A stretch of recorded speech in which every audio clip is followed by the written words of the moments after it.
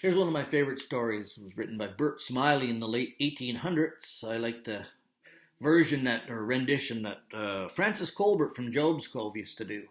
It's called St. Peter at the Gate. St. Peter stood guard at the golden gate with a solemn face and an air sedate. Went up to the top of the golden stairs, a man and a woman ascended there. They applied for admission, they came and stood before St. Peter so great and good, in hopes the city of peace to win, and to see if St. Peter would let them pass in. Now the woman, she was tall, she was lank, she was thin, she'd a scraggly beardlet growed on her chin, but the man was short and pale and stout, and his stomach was built so it rounded out. His face was pleasant, and all the while he wore a kind and gentle smile. Music in the distance, echoes awoke. Now the man stood still, but the woman spoke. O thou who guard the gate, said she, we too come hither beseeching thee to let us enter the heavenly land and play our harps in the angels' band.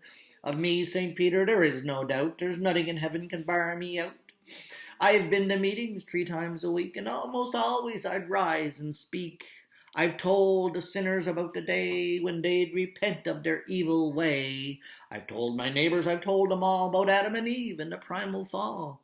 I've showed them what they must say and do if they'd pass in with the chosen few. I've talked to them loud and I've talked to them long, for my lungs is good and my voice is strong.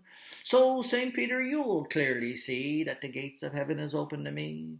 But my old man, I regret to say, he hasn't followed exactly the narrow way.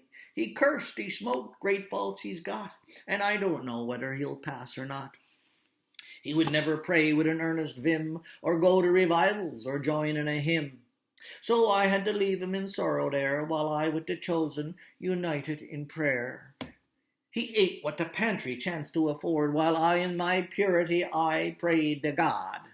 And if cucumbers was all he got, is a chance whether he merited them or not. But oh, St. Peter, I love him so. To the pleasures of heaven now let him go.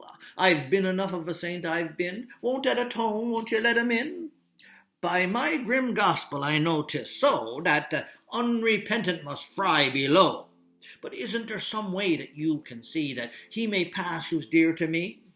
'Tis a narrow gospel by which I pray, yet the chosen expects to find some way of fooling, of coaxing, of bribing you, so that their relations may amble through. And say, St. Peter, it seems to me that this gate is not tended as it ought to be. You ought to be standing over there, not sitting here in that easy chair. And say, St. Peter, my sights is dim, and I don't like the way your whiskers is trimmed. They're cut too narrow and outward tossed. I'd like them much better cut straight across. But we got to be going, our crown to win. So open, St. Peter, and we'll pass in. St. Peter stood still as he stroked his staff, and in spite of his office he had to laugh. And he said with a fiery gleam in his eye, Who's tending this gate, woman, you or I? And rising himself to a stature tall, he pushed a button upon the wall, and he said to an imp who appeared all aglow, Accompany this woman down below. Now the man stood still, as if turned to stone. Stood silent and gloomy there all alone. Now a lifelong idea he had, that the woman was good and he was bad. That if she had to go down below, there he would surely have to go. That if she was sent to the regions dim, there wasn't a ghost of a chance for him. So slowly, as if by habit bent, to follow wherever the woman went. St. Peter, standing on duty there, noticed that the top of his head was bare, and calling him back to the gentleman said, Sir, how long have you been wed? 30 years, he said with a sigh, and he thought in the edit, why? St. Peter stood still with his head bent down. He was silent there, and he scratched his crown, and seeming a different tone to take, silently, half to himself, he spake. 30 years with that woman there. No wonder the man lost all his hair. Cursing is bad, smoking is no good. Will he curse and he smoked? I should think that he would. 30 years with a tongue so sharp. Say, Angel Gabriel, give him a harp. Give him a harp with golden strings, passing, good sir, where the angels sings. See that on the finest of food he feeds. He's had about all of the hell that he needs.